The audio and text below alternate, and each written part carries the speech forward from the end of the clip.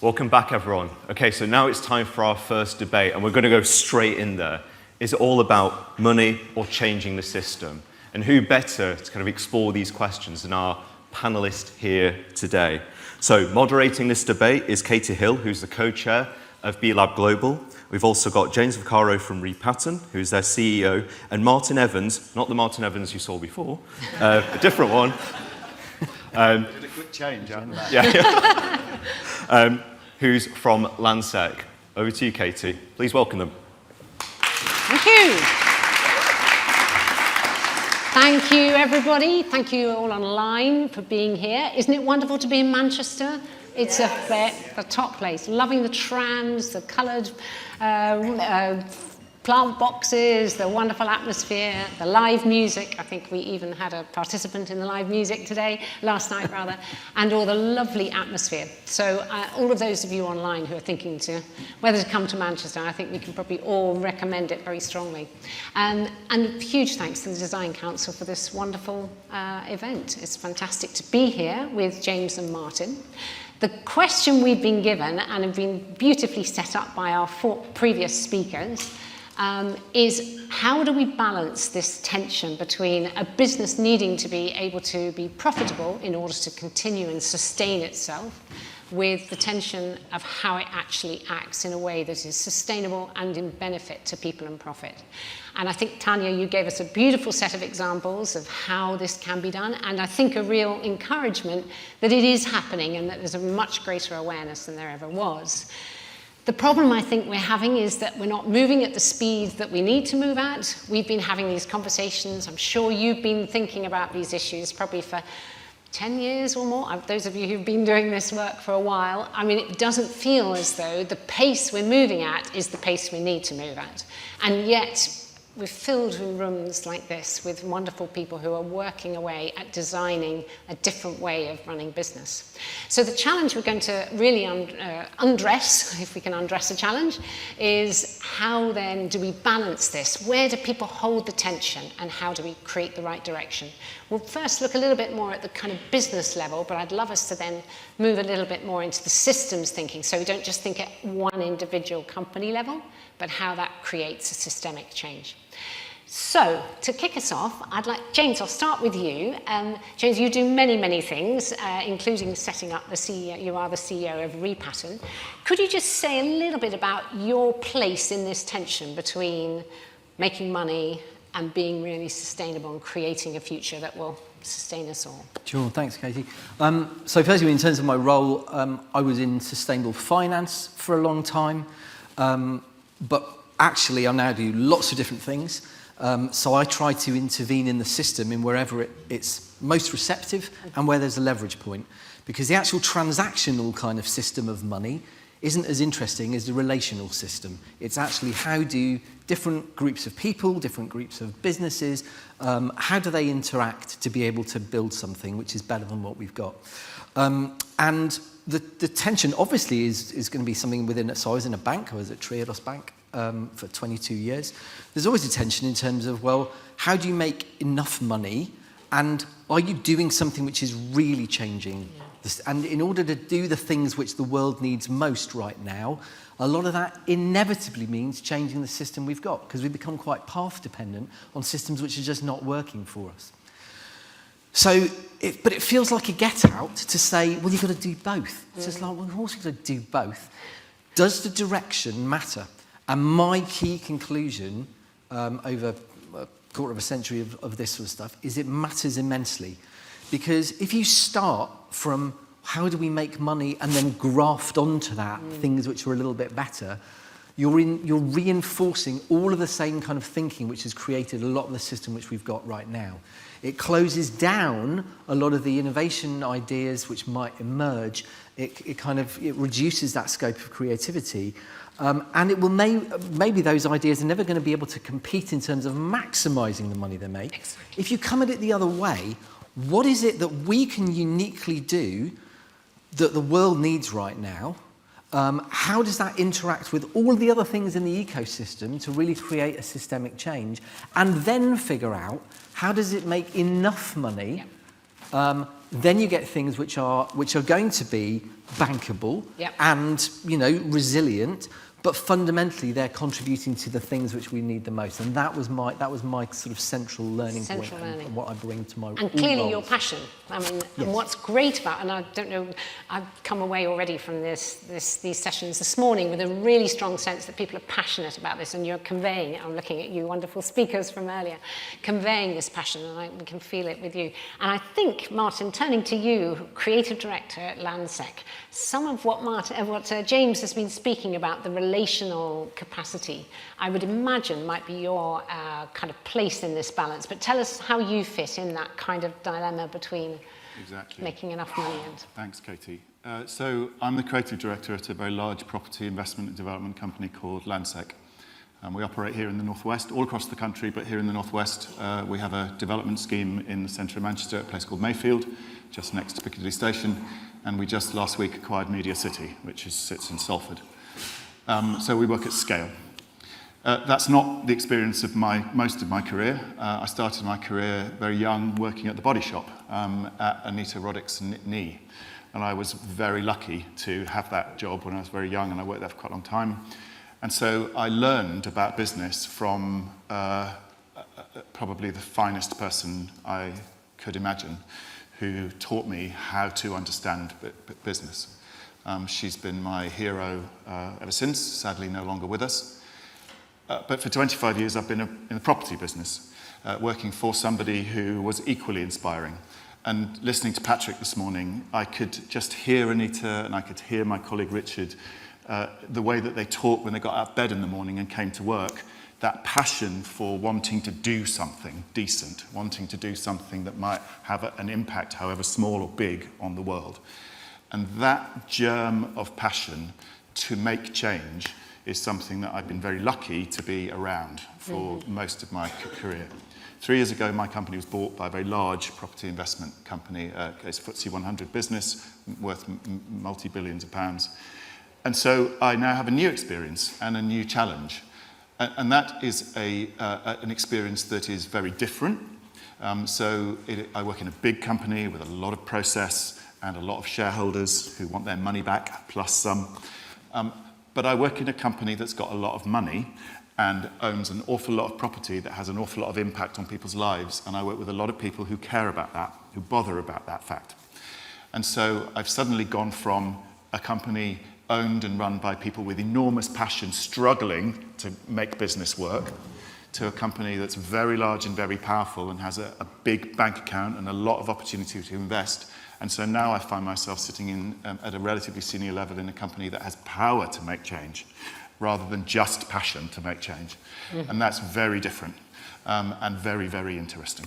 Beautiful. And we're going to come on a little bit later to talk about how you play a role in a creative role with actually helping people to translate and understand sustainability and design. Maybe just to first go to back to you, James, about the kind of building blocks of design. Maybe we have many. I'm just thinking in the room, how many of you here would be suggesting you would be in the role of you have a design feature in your role? Excellent. We thought you might be the large majority. Excellent. So how you start with designing the building blocks of the business. You talked about direction and how important it is to start with what it is you're trying to do and then to hook onto it the pieces that are necessary to make the business work. Could you just take us into a place you have been? You've worked with accelerators, early stage companies in one of your roles. How do you help build those design features in at the beginning?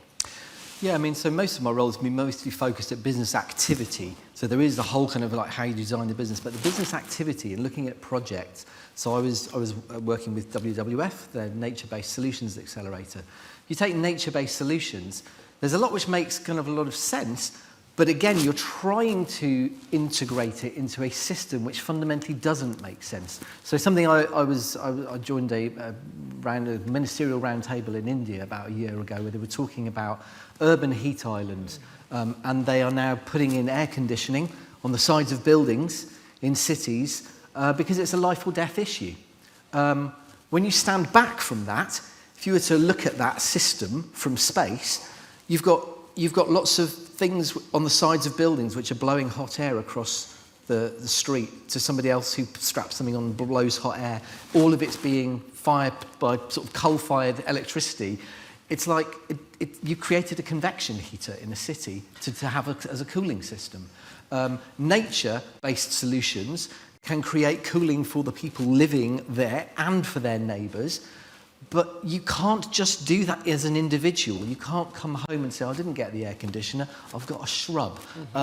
So you need an intervention. You need an intervention which brings together the ecosystem, the manufacturers, government, all of those kind of stakeholders to be able to actually create value. Because so much of our economic model has been based upon extraction of one type of capital, financial capital, and has basically kind of created a sort of an accounting system as if no other form of capital matters. If you can create value across all those kind of capitals, then it's creating real value and it will ultimately make money. It does, however, have to be intermediated through the relationships to be able to work. But I'll just say something in terms, because politics is huge and it's particularly sensitive on a day like today. There's also nature-based solutions in terms of regenerative agriculture. But regenerative agriculture is going to be driven not because whoever gets elected says that something is a risk or that there's some regulation which tells you it's a risk. It's by farmers realising their soils don't work anymore. Exactly. It's that the floods wash away the crops. You can't drill seed. That all of the crops get destroyed in extreme heat. And actually building more resilient systems is going to create that value and ultimately lead to more profitable and reliant businesses. So you really have to understand the system in which you are bringing your service or product, and you design with that in mind. If you design in an isolation, either within the company isolation or within the systemic isolation, you're at danger of missing the direction that you're trying to ensure you go at. And Martyn, for you in this exciting role you have, I think the role you have sounds really exciting, creative director in a in a property-based company where you have many designers, architects, interior planners. How do you make your role really speak to the interconnectedness of all that? You're trying to build a business which is both profitable and sustainable, and you have a role to translate what is needed. Tell us about how that works. So Patrick set this conversation up very beautifully by setting out the dilemma, I suppose, that we face. There is money in the world, there is need for products and services in the world for us to have good lives, and how do we make those things work together and not muck up the planet and muck up people's lives while we're doing it? You know, my company's quoted on the stock exchange. It's a FTSE 100 business, so it's owned by its investors. And those people give us billions of pounds every year to invest in our business, and they need a return for that. And if we weren't able to provide them with a return, we would not have that money to invest in the things that we do. So there's a fundamental need to deal with the money. But that doesn't mean that that's all that you do.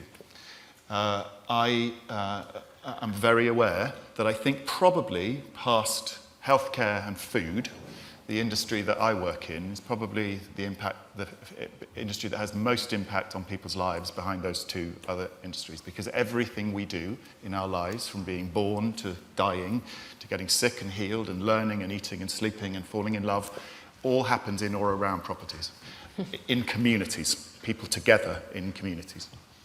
And so we can either do that badly and selfishly, or we can do that well and try not to mess the planet up while we're doing it, because my industry is incredibly hungry for planetary resources.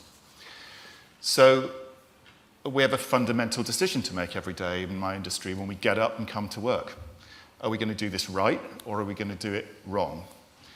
And that is fundamentally at the core of this, for me, is with what attitude do you wake up in the morning and come to work? I said to you that I came to work for the first 7 years of my career working for a woman who was a whirlwind, who came to work every day. She woke up in the morning and decided that she was not going to go to bed in the evening until she had made the world a tiny, tiny bit better. And that was her objective every day, day after day after day after day. And that was immensely inspiring but she also made an awful lot of money. She was very successful. And so she taught us all how you could bring those two things together. How you can not only choose how to spend your money and choose how to invest your money properly, but how you could also encourage the people who bought the products and services that you made to enjoy that process and want to give you more money the more you do it. And so to behave responsibly in business was something that she saw, one, as a fundamental need as she woke up every morning, but two, as a way of running a business that gave thousands of people jobs, created thousands of jobs in a supply chain, created an economy. She wasn't particularly interested in the beauty and skincare business. The first line of her autobiography, which is called Body and Soul, which she wrote in the 90s, was, "I hate the beauty business." Of course, she didn't hate the beauty business. She just hated the way that it was done by everybody else in that industry. And so she was determined to do it differently and to do it better.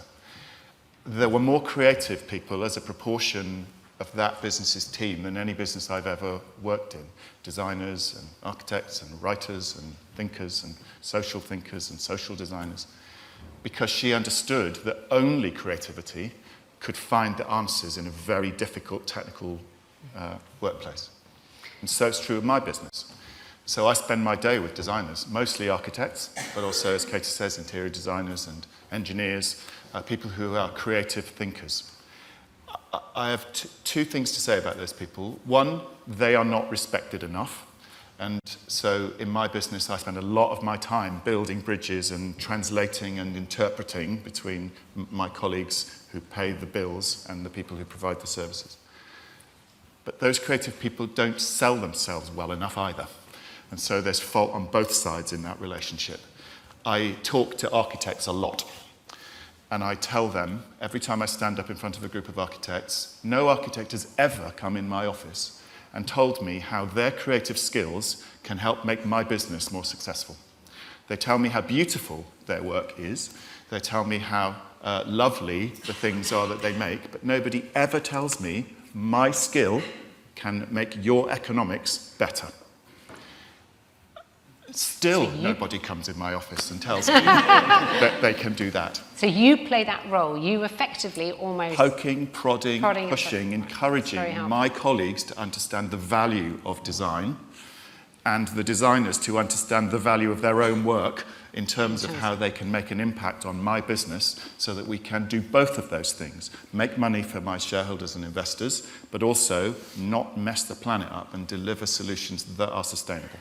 And where do you find that's super helpful? I would imagine for designers in the room to kind of, really make sure that you have your sort of skill set of how to present this in both a commercial and a design way. That's a very important takeaway. Where do you see the biggest, and you sitting in a director role, you maybe have a role of actually trying to ensure that the company as a whole holds on to this tension and balance? Well, we don't have a choice, right? We don't have a choice. We have to find answers. And I think there's an answer to every problem. And the most likely person to solve that answer is a creative person. I mean, we listened to Tanya tell us fantastic examples. You know, I was involved in the awards process at the Design Museum when the drugs in the Coke crates worked. Everybody was floored by that. It won the Design of the Year award, hands down, unanimously, because it was genius. But it's at risk. There are risks, aren't there, of becoming incremental, particular product lines take on a new dimension, and yes, they go, but they don't bring the C-suite, the directors, the board with you. So the company design, and particularly in a public company, you have a really difficult balance to make, which I do, but I just have to show that it works. I have to provide evidence that it works. And that's entirely possible. You know what the only thing that you have to do to make that happen? You have to work harder. That's all. We have to work harder together in a collaborative enterprise between those people who care. And that's an awful lot of people in my company. Yeah. There's a fallacy that large companies don't care about these things. It might just be they don't know how. And when the share price goes down, there isn't an immediate panic, right, well, this has to be shelved for a while, or this doesn't have to be... There is a knee-jerk in large businesses to cut cost. when things are tough, rather than create. It's easier to cut costs than it is to create value. Yeah. Much easier. And that's an interesting one. I want to. And that's why I say about tough shit. You just got to work got to work harder. Yeah. And so there's no let up for anyone. And James, you've talked before. I've heard you talk about the kind of issue about value capture versus value creation. And I think you've got some really clear kind of thoughts on that, which maybe plays exactly to what Martyn's just been saying. It does. I mean, it builds. When I started my career thinking about how do you get investment into the things which we need the most. But actually, the innovation doesn't necessarily happen at the level of finance. It happens at the level of how do you organise all the different elements so that you do look at it and you go, oh, this is an interesting system. So, for example, and I take no credit for it, it's a team that I used to run, worked on a natural flood management scheme. So they'd looked at a river catchment area, and the statistics were very clear in terms of the flood damage and the cost of that. That was going to create about 15 times more damage over 13 years than the cost of the intervention. So it was it was like, well, it was a no-brainer. Well, they're all going to invest in the intervention. Only the difficulty is that the benefits of that were spread out between farmer, local authority, water company, environment agency, all these kind of groups who are not likely to get into the same room with one another. And if they do, they're holding a lot of stories about themselves and the other, like, well, we've got no money. They're going to only think about themselves. All of these things which get in the way of being able to realise that value. And in some ways, what designers can most help with is that process of collaboration that can unlock that investment. Because the other part of it is that once you've done the first one, the pilot, and you've been open about the learning, the second one, you can share the learning. The third one, you can say, here's how the last two work. Then you say, this is how this normally works, so that you're not doing something exotic anymore. And what we saw in the early days, so I was doing wind farms in late 1990s, being told by the government, well, this is all very trivial and expensive. As it turns out, it's not so trivial and expensive now that it's the cheapest form of electricity, marginally in the UK. The reason for that is not just economies of scale. The reason for that is the social capital which is built by successively repeating processes so that the friction's taken out of it, demand grows. This is the endogenous growth cycle that enables repeated kind of exposure to make the efficiencies to allow it to compete. People were writing off things like the solar industry when it came out the first time, EVs, batteries, all of these things. We're seeing that shift. Everything that you might be looking at in terms of emerging solutions might look similar, but it's thinking about how to organise those elements so that you get the first, second and third ones done in the right way, get the learning out there and drive those efficiencies over time. Which I think plays very well to what Andy Burnham was saying, and bringing a group of people in the room to actually look at the decarbonisation of the city, to ensure, I mean, the ambition to have basically zero emissions and zero carbon at street level by 2030 is going to involve many of these partners, and the value that will be created, of course, will be quite immeasurable unless you find a way to measure some of those, healthy blue air benefits. But it's the only way to actually experiment and test out, and then other mayors and other cities and other regions will do this. So there is a bit of a role here for everybody who I think is thinking in this way to say, we're prepared to kind of template and try things and experiment. And one of the big issues that seems to block this debate about the balance between the profits and the impact or the environmental and particularly environmental and social impact is the risk that's perceived. And of course, you're talking about solar, which was perceived as hugely risky initially and very costly. But the risk will only get reduced, and the perception of risk will only reduce if we change the way we actually measure risk. The risk of not doing this is really enormous, but also if we experiment and by that bring down the sense of how risky is this. So how do we drive that new way of thinking about risk into the investors and the funders of projects, as well as into the designers of projects? Yeah, I mean, I think it's important to not make too rosy a picture, because this stuff is hard. Yeah. And to get over some of those kind of points of inertia will require some people paying for it. And in times when especially a lot of businesses feel under pressure, that is really difficult. Yeah. But being able to sell the story to the overall stakeholder group, to be able to get things, there are pockets of funding which can kind of back those kind of early measures. What we're seeing as well, because you talked about, like, well, clean air. It's just like healthy, you know, mental and physical health benefits of nature, for example. We all know they're there. It's quite hard to put a sensor on them to be able to link it to a payment. But what we're seeing now is that there's more of these intangible values which are becoming more tangible over time, that there are stakeholders willing to pay for the projects to take place so that we can learn more and more about them. We can then create the evidence base. And part of the trick in some of the business model innovation that I'm seeing is that with carbon credits, biodiversity credits, these kind of nascent markets which are allowing certain sort of sustainable business models to get going, you're able to start looking at some of those more intangible benefits so that they over time may be contributed to as well by stakeholders as they become more understood. Mm-hmm. Yeah, no, that makes great sense. And I think what we're also seeing is that this is what's true at a business level. We have to multiply that up into some kind of a systemic approach, because we're not going to make change company by company. I'm involved with the B Corp movement with Kyle, and I love how you described it. Actually, we're a movement to try and change the economic system. We've got 10,000 B Corps in the world, and there's about 370 million companies in the world. So we've got a bit of a way to go, and we're not going to be able to change the world in time, company by company. So while that's an absolutely necessary condition, it's not sufficient. So this move to thinking much more systemically about how do we change practices within sectors or within communities or within industries.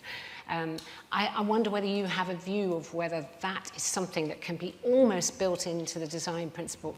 For example, on your accelerator, do you cluster different types of businesses who potentially can partner new experimental ways together? Is that something that can work? So there's two points on that. I mean, firstly, having especially cities are amazing kind of venues for collaboration. And if you are a city kind of wanting to open up, you want the most creative types to be in there. You don't want people who are kind of stuck in sort of linear business as usual thinking. So, and that's opening up the entire system, allows for multiple synergistic benefits to occur. The other thing to say is we don't need every business to be a B Corp.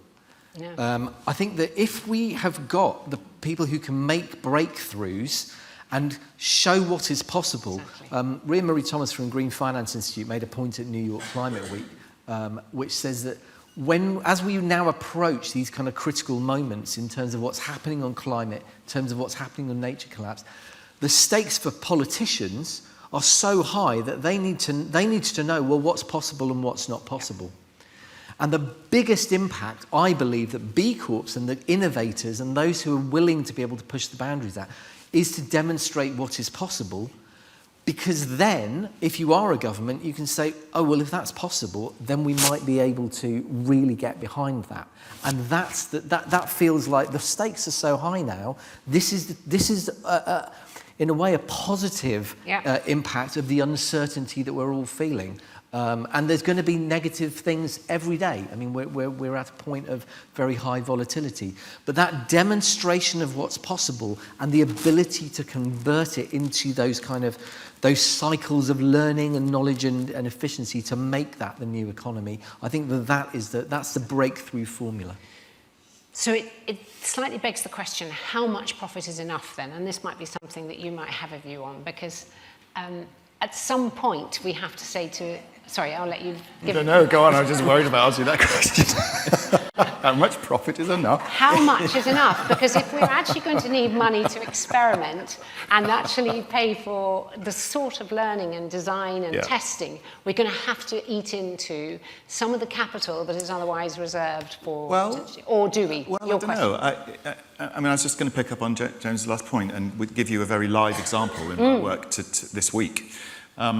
My business is a very competitive business, but for a very competitive business, and Patrick, I don't know whether yours is the same, we share a lot. You know, there's a lot of open sourcing in our industry. When innovation arrives that people are successful with, it goes like wildfire. We're very good at coming to things like this in my business and listening to people talk. I'm building a building with my colleagues in Manchester at the moment, just near Piccadilly Station. It's a relatively modest office building. It's one of the first buildings outside London we've built in a very long time. And so we're learning what it's like to build outside of London. Very different. So it costs about the same to build a building in Manchester as it does in London. Rent, half. So a very different economic situation. My company, because it mostly builds in central London, our sustainability targets, which are very stringent and very good, have been put in place and designed for office buildings that are in London where the economics is a lot easier. So suddenly, our embodied carbon targets here in Manchester, very, very tough to meet. So the only way to do it, use less concrete. The only way to use less concrete in an office building is to make the slabs thinner. And so the only way you can do that is to shrink what's called the column grid. So the columns that hold the concrete slabs up need to be closer together. Solves the problem. Except then the agents arrive and say, oh, you can't let those floors because you can't see. You know, tenants like nice big open floors with lots of glass and windows. And lots of air conditioning to keep the space cool because all the sun pours in the nice glass windows that they like. And so it's very easy to say, oh, okay, on this occasion we cannot meet our. And so it's very easy to sit in meetings and the conversation just goes, and you lose track at what point in that meeting suddenly we're all agreeing we can't do it, and I'm usually the one that says, hold on. How about we challenge that notion that tenants don't want spaces that have got columns? And so I happened the following week to go to a Christmas party at our engineer's office in London, in a very old building in Shad Thames near Tower Bridge, where the column grid is like that. Because it's got wood floors. And so I said, but it's beautiful in this building. And so because they have created a beautiful interior design that makes use and expresses the beauty of the columns that are holding up the floors in that building, can't we learn from this? And so just changing that conversation with a creative solution, with a designer's solution, that shows how you can challenge orthodoxy, challenge the easy way to just say, nope, can't do it. And I know that if we succeed in that when that thing's photographed and when it's out, and it's because we're very good at doing case studies in our business of success in tricky problems, it'll just go, and then suddenly, maybe the agents will say, you know what, you should put your columns closer together because it makes really beautiful spaces that people really like. Because they can build desks around the columns and hang things from them and use the columns to conduct the cabling rather than run it across. It's a beautiful example of your leadership there, and I think the leadership that all of this lots requires, of other people, not just me. Yes, but it does show the importance of having someone in the room who's going to challenge the... If you believe in design, if you believe in the power of design, if you believe in the skill of designers and creative people, and you push it to the front of the table and say, let's at least for 10 minutes listen to this person, and freestyle. So because that's, Tanya, that's the only way those solutions that you showed on our screen happened, right? Yeah. Somebody listening to a designer and giving them the room and letting them question, how do we make cheaper incubators? And then the leadership from that drives a much more systemic approach, hopefully, across the business. Because I swear to God, if we solve that problem, all of those people on that team are going to go home with their shoulders back and their chests out a bit more than they'd had them out yesterday. Because they'll be very proud of themselves that they solved a problem creatively. And that goes to that thing about coming to work in a place that supports that sense of success and supports that sense of creativity and gives people purpose in their jobs. So it goes even deeper into the reason why people come to work and feel that they've got something to do other than just make money for the shareholder. And that's super. And I think the leadership, I mean, Tanya, you mentioned about the new regulations that are coming in. I think we often feel, I think, in the systemic approach to how we make the new economy really come to life, that the rules of the game are just not helping. You're actually working with one hand tied behind your back, especially in the public markets. It's extremely difficult. I mean, it's great to hear examples where it happens, but it is very, very demanding. And how we play the balance between whether regulation such as we're going to have, mainly on reporting, but it will drive some change in behaviour. Whether regulation is really the tool to change it, and will it happen fast enough? They're all very confused. Big businesses, as you said, don't know how to manage this. But is it a critical feature? Can we rely on it? Or should we actually be really underpinning the whole way we think about stock exchanges and what we should be doing about really challenging when is optimal profit and when is it maximum profit? And these things, I think, are still sitting in the air, and they're very difficult discussions to have when an investor has taken a huge risk, or when the public markets are relying on returns in order to pay for pensions, etc. We're constrained by our own models. And I do think if we've got to get to a net zero future, we're going to have to think about what are the way we change the models. So I'd just like, before we're going to have some questions from the online audience, just your thoughts on, and any joyfulness that we can bring to looking at how to do this. Because having listened to Patrick and his extraordinary excitement about what he's doing, I do think we've got to all feel this passion and excitement in changing the system.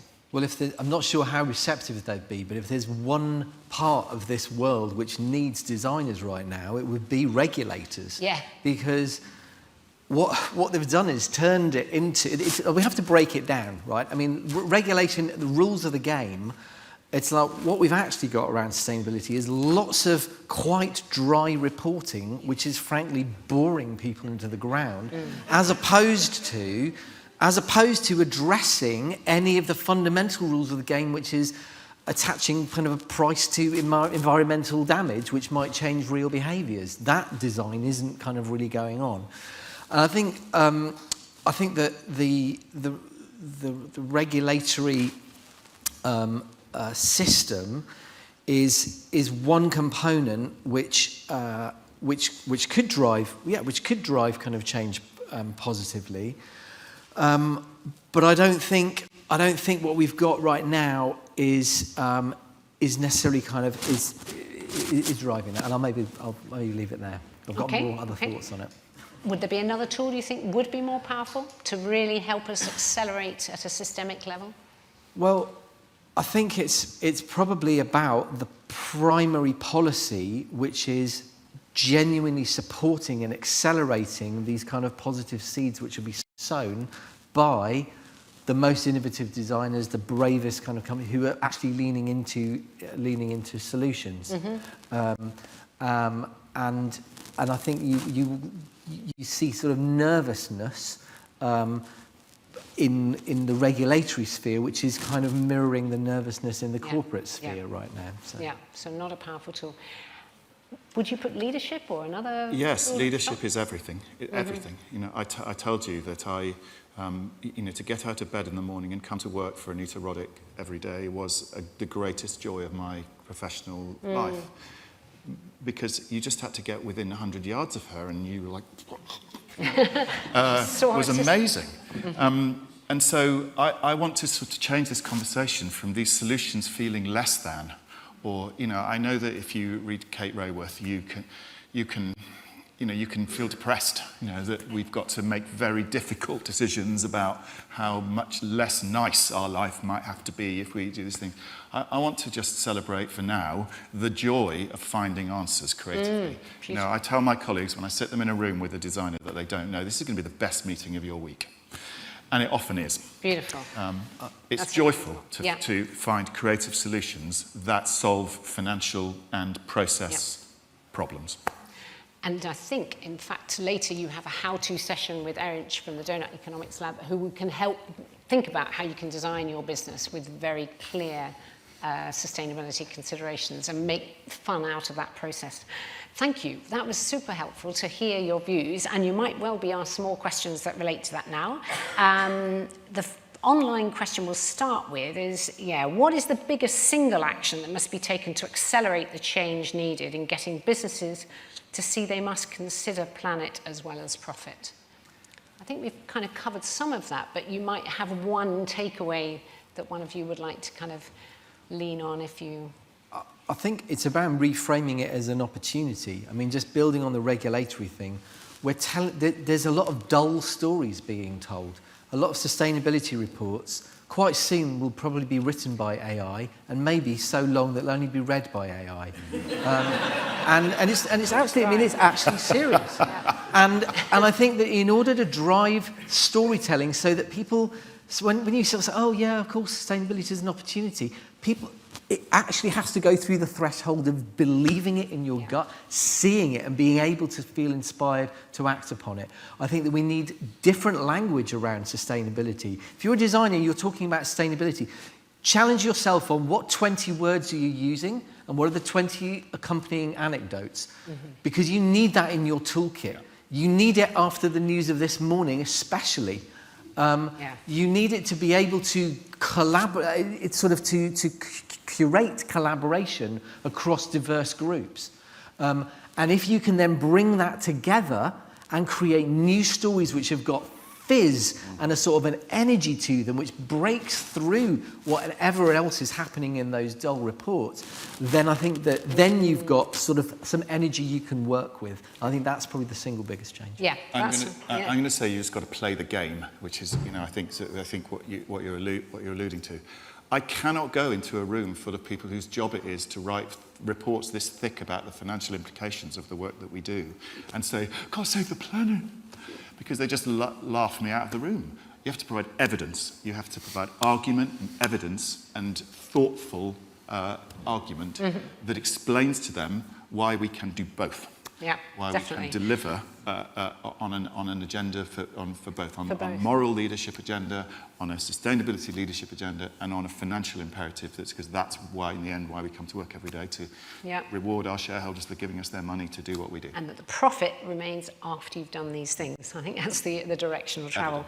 And just one last question on this, opportunities that you raise. There's a question here from lots of the SME companies reckon they do have the ability to drive change, but they're not sure how to find out about the opportunities, which is why something that like this, so a big thanks to the Design Council again for bringing people together. But there's an awful lot of opportunities that people don't find a way to hear about. What are the mechanisms in place? I don't know. Probably this is less for you, I think, given that, but you might work with many SMEs who you need to... we couldn't do our multi-billion-pound business without thousands of small businesses and individual sole traders who, particularly in the creative end of our business, because I'm going to say 9 out of 10 of the suppliers to my bit of our business are businesses with less than 10 employees. And so we have to change that's a good point. We have to change the way that we work in order to help them to do their work. So it's no good dealing with businesses that have less than 10 employees and telling them that they're on a 90-day payment schedule. So we can change our process to put a little marker on, which we do, on small businesses. You tick a box in the supplier onboarding form that says that they're a small business and they're paid immediately. So they just go into a system that means a check is cut the day an invoice arrives. So if they get their system straight, we can, and that seems a small thing, but it isn't a small thing. It's absolutely a huge thing. And it just means that I have really, I've done something to have efficient access to that incredible creative resource that without which I can't do my job. Just want to add very briefly, I mean, most of my career has been with SMEs, one form or another. And for sure, I mean, I think so venues like this in terms of collaboration is really helpful. Signposted information, really good. But ultimately, it's around the capabilities within that SME. It's about being able to create a culture of entrepreneurialism. Entrepreneurs don't wait to sort of, well, who's giving me sort of signposting opportunities? They actually learn to figure out how to put the bits together, explore it, ask the right open questions, and actually being able to have enough space within a business. It can't necessarily be all the businesses. There's an operational machine which often has to keep going alongside, but creating and really keeping that space, whether it's within individuals or within a shared space for that creativity to be unlocked, that's a key asset in being able to drive things for the future. And that's the exciting bit, which I think gives everybody in the room hope, joy, fun, delight. Joy. Joy. Excellent. Thank you so much, panel. Thank you very much.